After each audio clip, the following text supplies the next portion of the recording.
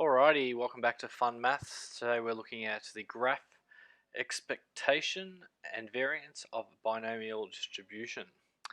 Um, so as we've looked at in the past, you can see that probability distribution can be presented in different ways.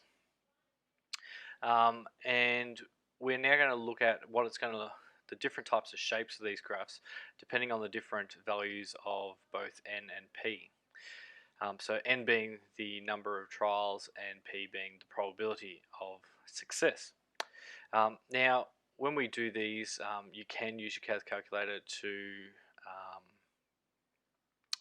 to actually plot these, and I'll show you how to do that in a moment. So it says here, construct and compare the graph of binomial probability distribution for 20 trials. So that's where n is 20 and the probability of success is each of the following. So the first one here we've got when p is 0.2 for success, you can see the graph is positively skewed. It's towards this side down here, and the tail goes off to the end. Yep. So where the tail goes off, that's the way it's skewed. It says mostly from 1 to 8 successes will be observed in the 20 trials. So most of this area is where the data is. Now, to do this on your calculator, what you would do, you go to the statistics section. From here, we're going to use calculate. You're going to go to distribution. For the type of distribution, we're going to scroll down, and we are doing binomial probability distribution, binomial PD. We click next.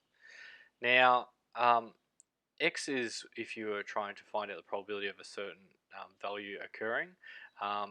And for the sake of this, it doesn't really matter what we type in because we're just trying to get it to graph what's going on. So let's say I type in, I don't know, 6 here. It's the number of trials and the probability that are important.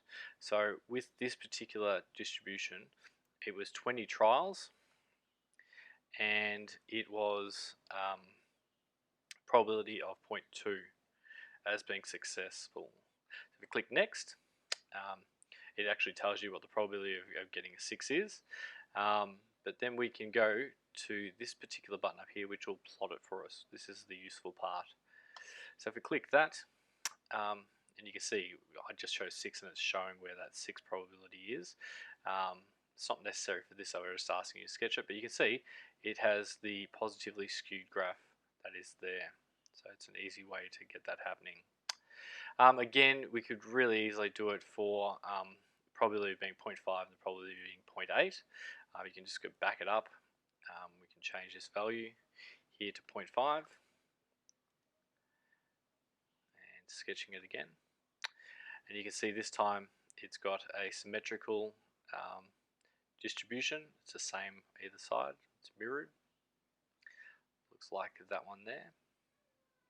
And you can see here most of the data will fall between sort of like this 6 here and also this 14. If you want to do it for the 0.8, no surprises here. 0.8. And in this particular case it is negatively skewed. Like this one here. So pretty useful to be able to do that on the CAS calculator. That's how you'd go about doing it and sketching it, and you can see whether it's positively skewed, negatively skewed, or symmetrical in nature. Perfect. Next thing I want to talk about is expectation and variance. So again, what you need to know for this is if X is the number of successes in n trials, each with the probability of success P, then the expected value and the variance of X are given by these following formulas. So the expected value of X can be calculated by n times P, so the number of trials by the probability of success, and the variance is again this NP, which is the expected value, multiplied by 1 take away P. Cool. So here is how you would plug this into the formulas. It says here an examination consists of 30 multiple choice questions, each question having 3 possible answers. A student guesses the answer to every question. Let X be the number of correct answers. Again, if you're doing an exam, I would not recommend that you just guess each of the 30 questions. I would actually try and answer them. Yep. So obviously, if you've got 3 choices, you've got a 1 in 3 chance for each one of those to have success. So the probability of success is 1 in 3. So first part is saying how many will she expect to get correct? That is, find the expected value of x. Alright, so the number of correct answers, x, is a binomial random probability with the parameters 30 trials, and the probability of success is 1/3, as we said. So the student is expected to get a result of, so the expected value is n times p, 30 times a third is 10. So you'd expect to get 10 correct. Yep. Now, if you've got 30 questions and you got 10 correct, if a pass mark was 50%, you're not passing by guessing that. So you can see it's not going to be good to do that. Once you've got the expected value of x, it's easy enough to calculate the variance in x. Variance of x, as we discussed, is this formula here.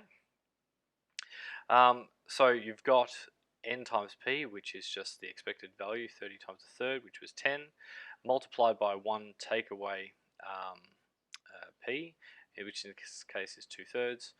Run this calculation and we get 20/3. Perfect. Alright, last one I want to talk about. It says the probability of contracting influenza this winter is known to be 0.2. It says of the 100 employees at a certain business, how many would the owner expect to get an influenza? So we can first of all find that out. After we've found that out, they're asking us to find the standard deviation of the number who will get influenza. So we can use that to calculate the standard deviation, and then we can calculate plus or minus 2 standard deviations from there. It says the number of employees who got influenza is a binomial random probability, x, with the parameters, so there was n was 100, so 100 employees, and the probability was 0.2. So to get that expected value, it is n times p. 100 times 0.2 is 20. So you'd expect 20 employees to get the influenza. To go on, we also need to find out what the variance is.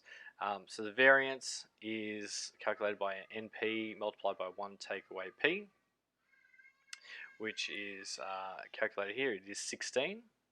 And from there, to get the standard deviation from the variance, remember standard deviation squared is the variance. So to go from the variance back to the standard deviation, we're going to take the square root of that. So the square root of 16 is 4, and hence we've got a standard deviation of 4. So again, if we needed to calculate 2 standard deviations above and below, what we're going to do is we know 1 standard deviation is 4, 2 standard deviations is 2 times that is 8. Yep. So we need to go from the middle, which was 20 employees. You're going to add on 8, which will give you the upper limit, which would be 28, and obviously below 8 below 20, so 20 take away the 8 is going to be the 12. Yep. The other thing that we need to know from binomial distribution is that when we're talking about 2 standard deviations, either side of the mean, we're talking about 95% probability lying in between that. So by calculating the standard 2 standard deviations, so that is from 12 to 28, we can say that 95% of the data will be in between 12 and 28. So from this question, the owner of the business knows there's a probability of about 0.95 that from 12 to 28 of the employees will contract influenza this winter. Cool. Thank you very much for listening up. I hope you have a good day with maths. Bye for now.